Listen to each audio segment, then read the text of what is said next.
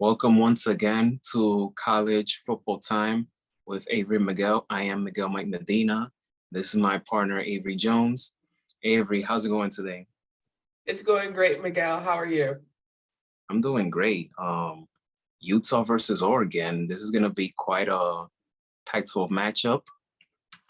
Utah and Oregon will meet for the second time in November.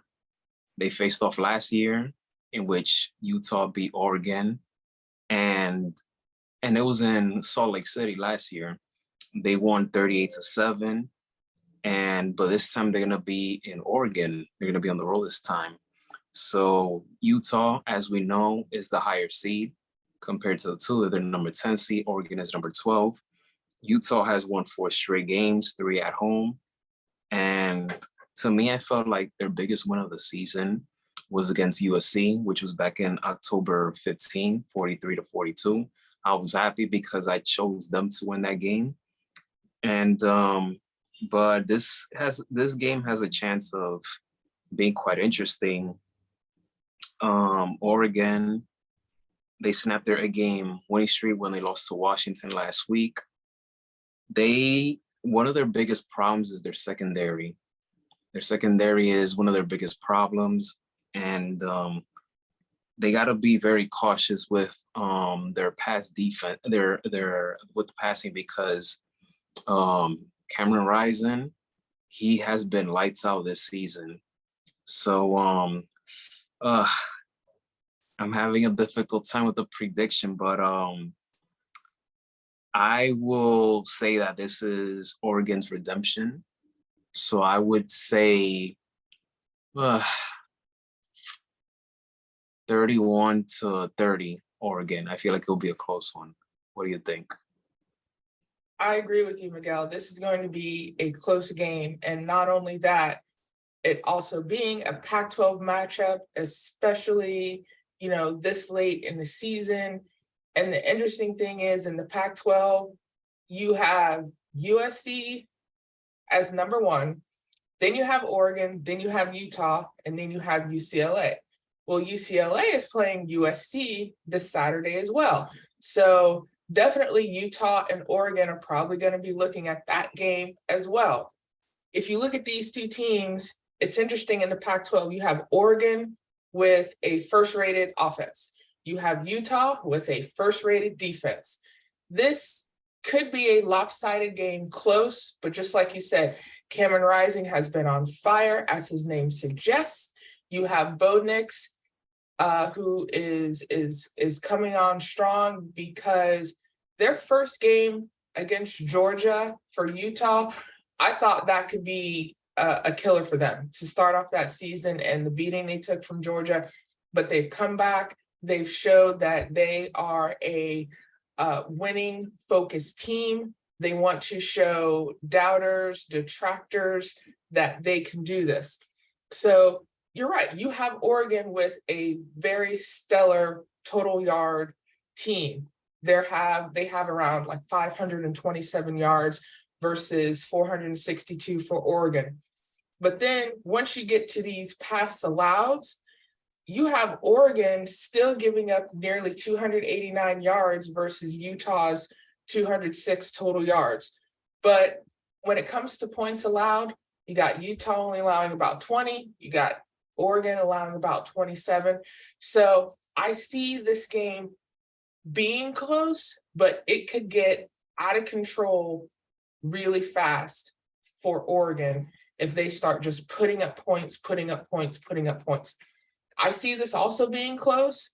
And with Utah, being on such a tear since their loss for UCLA, it's been a really enjoyable thing to watch for Utah. Because if you remember last year, Utah was looking at, just tearing up, possible, playoff aspirations, but still their match, their game at the Rose Bowl versus Ohio State is still a classic. Then you have Oregon. Yes, they lost a thriller against Washington, but this could be great for them. Another thing, you have Utah at 10 and you have Oregon at 12. Imagine if we were in 2024 and this could be a potential playoff, seeding for these future teams.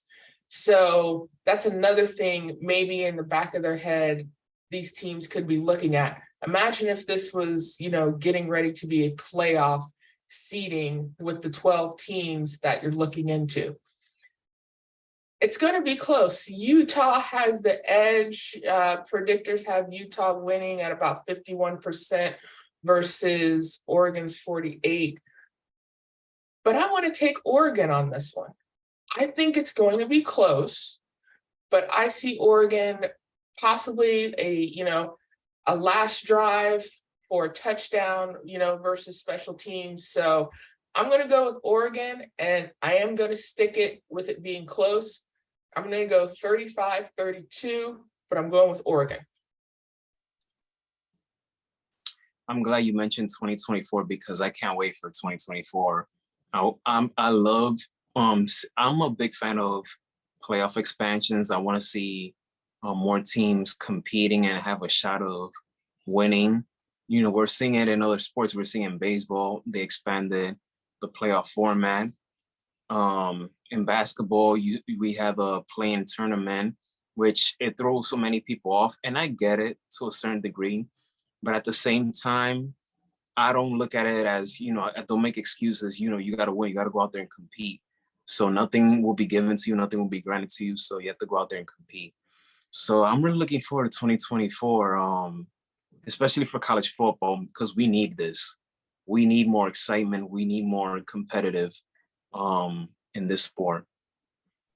I definitely agree with you, Miguel.